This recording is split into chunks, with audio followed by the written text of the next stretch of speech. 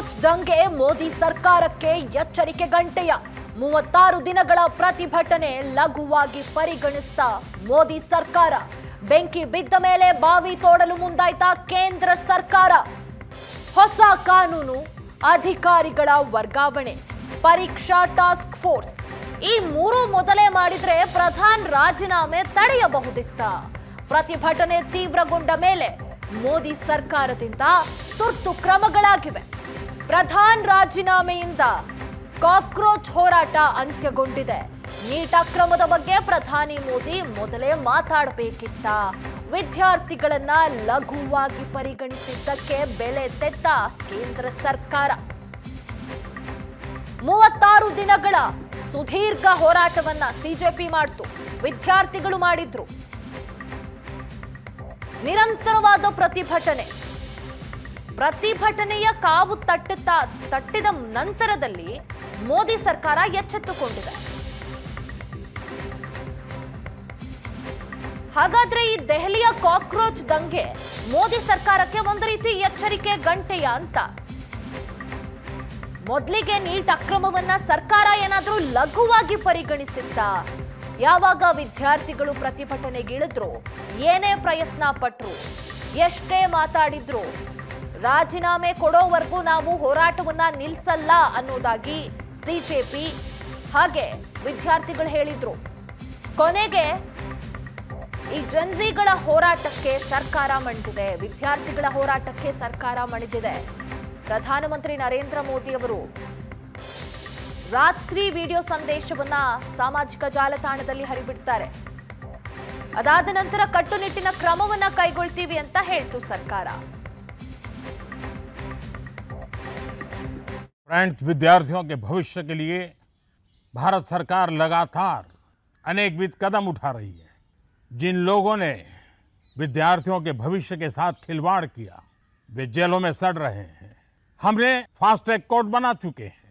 हम कल पार्लियामेंट के अंदर भी कठोर कानूनों के प्रावधान के साथ नया कानून बनाने की दिशा में भी आगे बढ़ रहे हैं.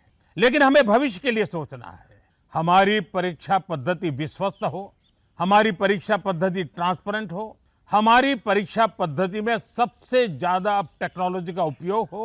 इन सारी बातों को ध्यान में रखते हुए विश्व प्रसिद्ध टेक्नोलॉजी एक्सपर्ट श्रीमान नंदन नीलेकनी जी के नेतृत्व में एक हाई पावर टास्क फोर्स बनाने का निर्णय किया है, जो एग्जामिनेशन रिफॉर्म की तरफ फोकस करेगा और जल्द से जल्द आने वाली परीक्षाओं की विश्वसनीयता को सुनिश्चित करने का काम इसके रिपोर्ट के आधार पर कर दिया जाएगा. बहुत बहुत धन्यवाद. अध्यक्ष महोदय, I rise to move for leave to introduce the public examinations bracket prevention of unfair means amendment bill 2026 to amend the public examination prevention of unfair means bill 2024. Thank you, Speaker sir. इस विधेयक पर बोलना चाहते हैं. प्रश्न ये कि विधेयक को पुरस्तापित करने की अनुमति प्रदान की जाए.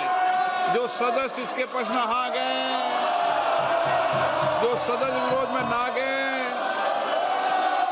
मेरे विचार में निर्णय हाँ वालों के पक्षवा अनुमति प्रदान की जाती है. माननीय मंत्री जी, अब विधेयक पूरा स्थापित करें. Speaker sir, I introduce the bill. आप बहुत दिनों से मांग कर रहे थे जिन विषयों पर, उसके विषय पर चर्चा है आज. विधेयक और विधेयक के अलावा भी आप जो सुझाव दोगे संसद के अंदर, निश्चित रूप से उन सुझावों पर सरकार अमल लाने का प्रयास करेगी. यही लोकतंत्र है.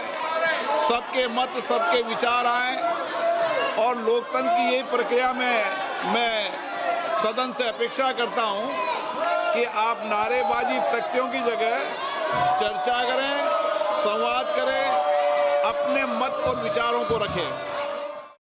Sir, I have given a notice under Rule 267 of the Rules of Procedure, conduct. Gargeji, it is already, I have given the ruling. That ruling has not been designed by me. That has been designed by our predecessor, Krishna Gandhi ji, under the membership of Manmohan Singh ji, Pranab Mukherjee, Vajpayee ji, and so many leading personalities. Again and again we are raising this. This is, see, Sir, I have to go by the rules or I have to break the rules. You tell me. in this house only, Honorable Deputy Chairman, he told in some important occasions, Rarest of the rarest this occasion, this then is only a it is rare- possible. This is a rarest subject. The what we call- That the rarest of the rarest should be No. consensus of the whole house. It is- not there what I can do. It is never happened in the history of India that the boys were beaten and they were dragged. The palace House is getting again to make arrangements and well known. Amit Shah is responsible.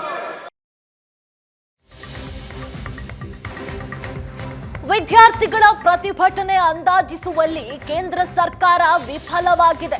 ಮೊದಲ ಬಾರಿಗೆ ಒತ್ತಾಯಕ್ಕೆ ಮಣಿದು ಸಚಿವರ ರಾಜೀನಾಮೆ ಪಡೆದಿದ್ದಾರೆ ಮೋದಿ. ರೈತ ಹೋರಾಟದ ನಂತರ ಜಿರಳೆ ಪ್ರತಿಭಟನೆಗೆ ಮಣಿದ ಮೋದಿ ಸರ್ಕಾರ. ನೀಟ್ ಪ್ರತಿಭಟನೆಯಲ್ಲಿ ಸಮಾಜಘಾತುಕ ಶಕ್ತಿಗಳು ಕೈಜೋಡಿಸಿದ್ವ. ಹಿಂಸಾಚಾರದ ಸಾಧ್ಯತೆ ಅರಿತು ಪ್ರಧಾನ್ ರಾಜೀನಾಮೆಯನ್ನ ಪಡೆಯಲಾಯಿತ. ದೆಹಲಿ ನೀಟ್ ಪ್ರತಿಭಟನೆಯಿಂದ ಪಾಠ ಕಲಿಯುತ್ತಾ ಕೇಂದ್ರ ಸರ್ಕಾರ.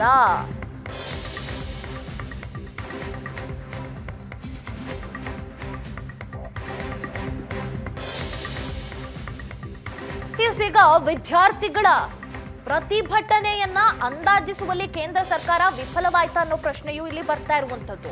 ಮೊದಲ ಬಾರಿಗೆ ಸರ್ಕಾರ ವಿದ್ಯಾರ್ಥಿಗಳ ಈ ಒಂದು ಪ್ರೊಟೆಸ್ಟ್ಗೆ ಒತ್ತಾಯಕ್ಕೆ ಮಣಿದು ಸಚಿವರ ರಾಜೀನಾಮೆಯನ್ನ ಮೋದಿ ಸರ್ಕಾರ ಪಡೆದಿದೆ.